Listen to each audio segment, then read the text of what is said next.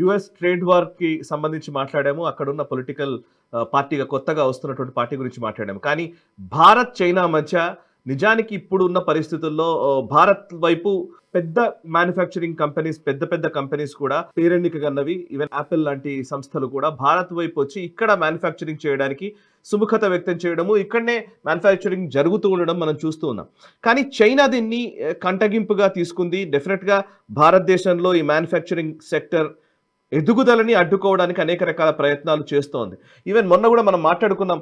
Actually Pahalgam attack జరిగిన తర్వాత భారత్ యుద్ధానికి దిగాలా వద్దా అనుకున్న సందర్భంలో కూడా మీరు చాలా స్పష్టంగా చెప్తూ వచ్చారు మొదటి నుంచి కూడా. భారతదేశము మన ఫోకస్ని మిస్ చేసుకోకుండా వాళ్ళపైన దాడి చేయాలి అని కూడా మీరు చెప్పారు. నిజానికి ఎక్కువ రోజులు కంటిన్యూ కావాల్సిన అవసరం లేదు యుద్ధం అని. సో ఆ టైంలో కూడా మనం మాట్లాడాం, భారతదేశపు వృద్ధిని అడ్డుకోవడం కోసమే చైనా ఈ ప్రయత్నం చేస్తోందని కూడా మనం విశ్లేషించుకున్నాం. సో అవి దాంతో కుదరలేదు. ఆపరేషన్ సింధూర్ కొన్ని రోజులు జరిగింది. ఆ తర్వాత మళ్ళీ మన పనిలో మనం నిమగ్నం అయిపోయాం. సో ఇప్పుడు దీన్ని కూడా ఇబ్బంది పెట్టే ప్రయత్నం చైనా చేస్తోంది. అండ్ మొన్న లాస్ట్ వీక్ మనం డిస్కస్ చేశాము, ఫాక్స్కాన్ కి సంబంధించినటువంటి ఎంప్లాయీస్, చైనీస్ ఎంప్లాయీస్ ని తీసుకువెళ్లే ప్రయత్నం చేస్తున్నది. దానికి ప్లాన్ బిని ఫాక్స్కాన్ ఇప్పుడు చూస్తున్నట్టుగా తెలుస్తోంది. ఇంకోవైపు ఫర్టిలైజర్స్ ని ఈరోజు భారతదేశంలో కొరత ఏర్పడే విధంగా ఫర్టిలైజర్స్ ని వాళ్ళు ఎగుమతి చేయట్లేదు. ఆ అంశం ఒకవైపు ఉంది. ఇంకోటి క్రిటికల్ కాంపోనెంట్స్ విషయంలో చైనా చాలా వాటిని ఆపుతోంది. దీంతో భారతదేశపు ఉత్పాదక రంగం పైన ఎఫెక్ట్ చూపించే అవకాశం ఉంది అని అంటున్నారు. ఒక్కసారి ఈ డీటెయిల్స్ చెప్తారా? ఒక థ్రెడ్ లాగా 3-4 అంశాలు ఉన్నాయి. కరెక్ట్. చైనా ఇంతవరకు భారతదేశానికి శక్తి లేదు, భారతదేశం మనం ఏం చేయలేదు, మన భారతదేశానికంటే ప్రమాణం 7 నుంచి 8 రెట్లు పెద్ద ఎకానమీ మనది. ప్రపంచాన్ని మొత్తం శాసించగలిగిన, అమెరికాని ఛాలెంజ్ చేయగలిగిన ఏకైక దేశం నేనే అనుకుంటున్నాను. కానీ సడన్ గా భారతదేశానికి ఛాలెంజ్ వచ్చేసరికి వాళ్ళకి ఇప్పుడు అర్జెన్సీ వచ్చి ఏదో విధంగా భారతదేశాన్ని కంట్రోల్ చేయాలి, భారతదేశం వాళ్ళకు వనరులు ఇవ్వాలి, వాళ్ళు చైనాలో ప్రొడ్యూస్ చేసిన దానికి ఒక మార్కెట్ గా ఉండాలి భారతదేశం. అంతేకాని చైనా యొక్క ఆధిపత్యాన్ని ఛాలెంజ్ చేయాలి. ఏషియాలో ఒకటే దేశం ఉండాలి, రెండో దేశంగా పవర్ ఉండకూడదు అన్నటువంటి ఒక ఆలోచన చైనాలో చాలా డీప్ గా ఉంది. దాని దృష్ట్యానే ఈ పహల్గామ్ ఘటన వాళ్ళు చేయించారు పాకిస్తాన్ తోటి. అందుకనే 4-5 సంవత్సరాలు మనకు సీజ్ ఫైర్, చాలా అద్భుతంగా ఉన్నటువంటి సీజ్ ఫైర్, దాన్ని ఉల్లంఘించి మనకు ఇతను అసీమునీర్ తోటి వాడు చేయించారు. అప్పుడు కూడా ఆపరేషన్ సింధూర్ జరగక ముందర కూడా ఏప్రిల్ 22 తర్వాత జరిగిన ఘటన తర్వాత మనం విశ్లేషించుకున్నప్పుడు కూడా ఈ అంశమే చెప్పాను. అలాగే మనం ఫాక్స్కాన్ లో వాడు విత్డ్రా చేయడం, 300 పైబడి చైనీస్ ను తీయడం, అంటే ఎట్టి పరిస్థితుల్లోనూ చైనాకు ప్రత్యామ్నాయంగా భారతదేశం ఎదగడానికి వీలు లేదు అని చెప్పి వాళ్ళు నిర్ణయించుకున్నారు. కాబట్టి ఇవన్నీ చేస్తున్నారు. అలాగే మనకు ఈవీ సెక్టర్ మీద వాళ్ళు దెబ్బ కొట్టారు. ఎలక్ట్రిక్ వెహికల్స్ ఏవైతే ఉన్నాయో దాంట్లో రావాల్సిన బ్యాటరీస్, ఆ బ్యాటరీస్ లో కొన్ని కాంపోనెంట్స్ మనకు బంగారం ఒక కాంపౌండ్స్ తో వస్తాయి. ఆ బంగారం కాంపౌండ్స్ అన్నింటిని కూడా వాడు నిలిపివేస్తారు. అలాగే బ్యాటరీస్ నిలిపేస్తారు. సో ఈ రోజు చాలా క్లిష్ట పరిస్థితిలో ఉంది. ఈ బహుశా 2-3 వారాల్లో కనుక సప్లై సరిగా రాకపోతే మనకు ప్రమాదమే ఆల్మోస్ట్ 2 లక్షల మంది రోడ్డున పడేటువంటి ప్రమాదం ఉంది మన దేశం. ఈవీ ఇండస్ట్రీలో పనిచేస్తున్న వాళ్ళందరూ కూడా ఈవీ యొక్క మ్యానుఫ్యాక్చరింగ్ ఆపేయవలసి వస్తుంది. ఎందుకంటే ఆల్మోస్ట్ 90% వాళ్ళ మీద డిపెండ్ అయి ఉంటుంది. కాబట్టి అటువంటి పరిస్థితుల్లో దాన్ని వెపనైజ్ చేస్తాం చైనా. అలాగే మనం చూస్తే ఫర్టిలైజర్స్, దీన్ని మనం కొంత లాస్ట్ టైం కూడా మనం ప్రస్తావించుకున్నాం. మనము ఎస్పెషల్లీ మనం చూస్తే కనుక యూరియాకి సంబంధించింది కావచ్చు, తర్వాత ఇతరత్ర వాళ్ళకి సంబంధించిన టీఏపీకి సంబంధించింది కావచ్చు, మనకు డైఅమోనియం ఫాస్ఫేట్ దానికి సంబంధించింది కావచ్చు, ఇటువంటివన్నీ కూడాను మనం రమారమి 1,50,000 నుంచి 1,60,000 టన్నులు మనము చైనా నుంచి ఇంపోర్ట్ చేస్తాం. ఇప్పుడు అవన్నీ నిలిపేసి పోనీ వాళ్ళ దేశంలో ఏదో అవసరం ఉంది కాబట్టి నిలిపారు అమెరికాకు వ్యతిరేకంగా అనుకుంటే కానేగా వేరే దేశాలకు అమ్ముతున్నారు. కానీ భారతదేశాన్ని మాత్రం 100% ఎప్పుడు ఆపారు? సరిగ్గా మనకు ఇప్పుడు పంట వేయాలి, మనకు వరి నాట్లు వేయాలి, వర్షాలు వచ్చాయి, ఇప్పుడు మనకు క్రాపింగ్ వేసే సమయంలో వాళ్ళు ఆపేశారు, నిలిపేశారు. ఎందుకు? మనం దీనికి కనెక్ట్ చేసి చూసుకుంటే కనుక మనము పాకిస్తాన్ లో అదే సమయానికి వాళ్ళు నీళ్లు లేకుండా ఆపాం కదా. మనం ఇండస్ వాటర్ ట్రీటీ మనం అయితే దాన్ని నిలిపేసి దాన్ని నీళ్లు ఆపేసాము. దానికి ప్రతీకారంగా వీళ్ళు మనకు ఫర్టిలైజర్స్ మనకు చెప్పరు, అఫీషియల్ గా చెప్పరు, ఏమి ఎక్స్ప్లెనేషన్ ఇవ్వట్లేదు, ఫర్టిలైజర్స్ రావట్లేదు. సో దాంతో మనకు టెంపరీగా అయితే దెబ్బ తగ్గుతుంది కదా. తర్వాత మనం ఏదో యుక్రెయిన్ నుంచో రష్యా నుంచో తెచ్చుకోవాలి, మళ్ళీ ఆల్టర్నేట్ రూట్స్ రావడానికి సమయం పడుతుంది. మనకు ఈ క్రాప్ అయితే మనకు దెబ్బతింటుంది. మన పరిస్థితి ఏంటంటే ప్రతి క్రాప్ కూడాను, ప్రతి పంట కూడాను అది మనకు కనుక నష్టం వచ్చిందంటే మనకు చాలా ఇబ్బందులు వచ్చేటువంటి పరిస్థితి. చైనా అలాగా, చైనా ఏం చేసిందంటే వాళ్ళకి పంట చాలా తక్కువ కాబట్టి ప్రపంచంలో ఉన్నటువంటి ధాన్యాలన్నీ కూడా నిల్వ చేసుకుంటూ పోతుంది.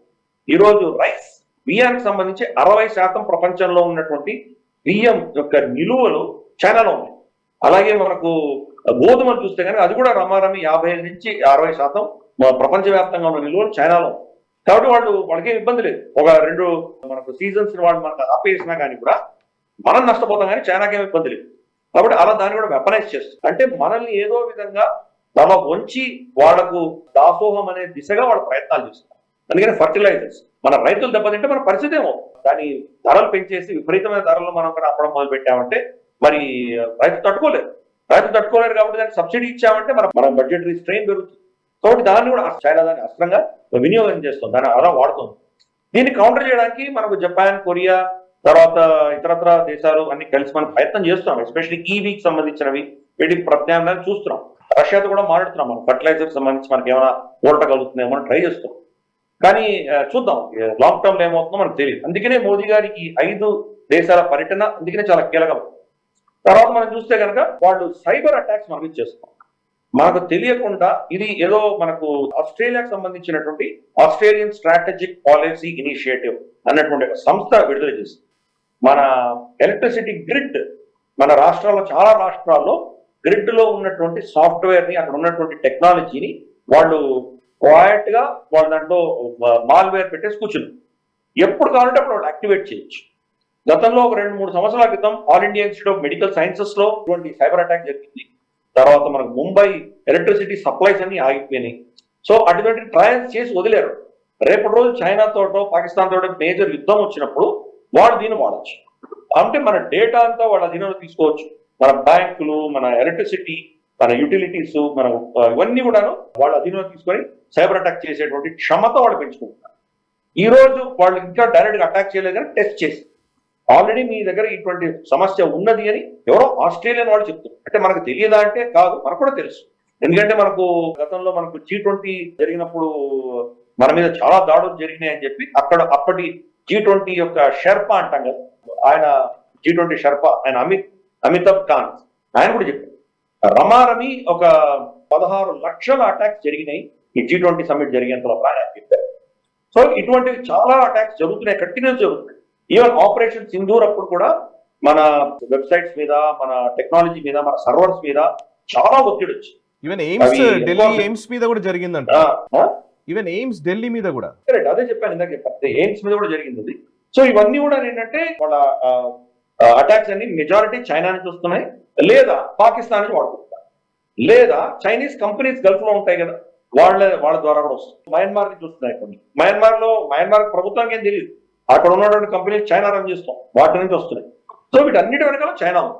సో మన మీద అటువంటి దాడులు చేసి టెక్నాలజీని, మన డేటాని వాళ్ళు దొంగతనం చేసో లేదా మనకు వ్యతిరేకంగా చేసేటువంటి ప్రయత్నం చేస్తారు. ఇంకా రిపోర్ట్స్ ఏమొచ్చినాయంటే మణిపూర్ లో జరిగినటువంటి మైతీలు, కుక్కీల మధ్యలో జరిగినటువంటి ఘటనలన్నిటి వెనకాల చైనా హస్తం ఉన్నది అని చెప్పి మనకు విశ్లేషకులు చెప్తారు. సో దాని వెనకాల కూడా వాళ్ళకు సప్లై చేయడము, తర్వాత అక్కడ చిన్న ఘటన జరిగినా దాన్ని యాంప్లిఫై చేయడము, దేశవ్యాప్తంగా దాన్ని స్ప్రెడ్ చేయడము, అంతేకాదు లిటిల్ చైనా దాన్ని వర్ణించడం, ఇవన్నీ చైనా అని చెప్పడం. భారతదేశం వీళ్ళెవరు హిందీ మాట్లాడే వాళ్ళతో పెళ్లిళ్ళు చేసుకోరు, వాళ్ళకి సంబంధాలు లేవు, ఇవి చైనాకే దగ్గరగా ఉన్నాయి కానీ వీడు భారతదేశం సంబంధం లేదు అనేటువంటి ఒక నేరేటివ్ చాలా కష్టాలు చెప్తున్నారు. ఈ 7 సిస్టర్స్ ఏవైతే మనకి ఈశాన్య రాష్ట్రాలు ఉన్నాయో ఇవన్నీ చైనాలో భూభాగము అన్నటువంటి ఒక ఆలోచన వాళ్ళకి చాలా కాలంగా ఉంది. దీన్ని అబ్జర్వ్ చేసుకోవాలి అన్నటువంటి ఆలోచన వాళ్ళకి చాలా కాలంగా. సో వాళ్ళు ఈ చికెన్ స్నాక్ ఏదైతే ఉందో అక్కడ డోక్లాంలో రావడానికి కూడా అదే కారణం. అలాగే బంగ్లాదేశ్ లో ఉన్నటువంటి తీస్తా ప్రాజెక్ట్స్, తర్వాత అక్కడ నార్త్ లో ఉన్నటువంటి ఎయిర్ ఫీల్డ్స్ ని యాక్టివేట్ చేయడం దాని వల్లే కారణం. అలాగే నేపాల్ లో చూస్తే కనుక మన మధేషి ప్రాంతంలో వాళ్ళు రోడ్స్, తర్వాత ఎయిర్ స్ట్రిప్లు కడుతున్నారు. అంటే ఈ చికెన్ స్నాక్ ని ఏదో విధంగా కట్ చేసేస్తే కనుక ఈశాన్య రాష్ట్రాలన్నీ కూడా మన అధీనంలోకి వస్తాయన్నటువంటి ఒక నేరేటివ్ సోషల్ మీడియాలో మొదలుపెట్టింది. సో అందుకని ఇన్ని యాంగిల్స్ లో చైనా భారతదేశంలో ఇంటర్ఫియర్ అవుతోంది. మన మీద వాళ్ళు ఏదో విధంగా మనకు కష్టం కలిగించి, నొప్పి కలిగించే దిశగా వాళ్ళ ప్రయత్నాలు చేస్తున్నారు. వాళ్ళు ఇప్పటివరకైతే ఎదుర్కోగలుగుతున్నాము, కానీ చైనా యొక్క శక్తి, వాళ్ళకు ఉన్నటువంటి టెక్నాలజీ, వాళ్ళకు ఉన్నటువంటి కెపాసిటీ చాలా ఎక్కువ కాబట్టి మనకు బహుశా దాని గురించి చాలా సీరియస్ గా ఫోకస్ పెట్టాలి. ప్రభుత్వం చేస్తున్నటువంటి ఎఫర్ట్స్ బహుశా ఇంకా ఇటువంటివి ఫ్యూచర్ లో ఏమేమి వస్తాయని ముందస్తుగానే మనం అంచనా వేసి దాన్ని ఏదో ఒక కౌంటర్ చేసేటువంటి దిశగా ప్రభుత్వాలే కాదు, ప్రైవేట్ రంగ సంస్థలు కావచ్చు, లేదా మన సమాజం కావచ్చు, మనందరం కూడా ప్రయత్నం చేయాలి. చైనా ఇటువంటిది చేస్తోంది అని అవగాహన ఫస్ట్ ఉందంటే కనుక తర్వాత దాన్ని ఎలా కౌంటర్ చేయాలో దాని గురించి ఆలోచన మనం చేద్దాం. ఒక ప్రభుత్వం మాత్రమే చేస్తుందంటే కాదు, ప్రైవేట్ రంగ సంస్థలు దగ్గర కాంప్రమైజ్ అయినా కానీ కూడా అది కూడా మన దేశ సంపదనే కదా, అది కూడా కాంప్రమైజ్ అవ్వడానికి వీల్లేదు. కాబట్టి ఇవన్నీ కూడా మనం అందరం కూడా అప్రమత్తంగా ఉండాలి. చైనా యొక్క ఈ రాక్షస చర్యల గురించి మనకు అవగాహన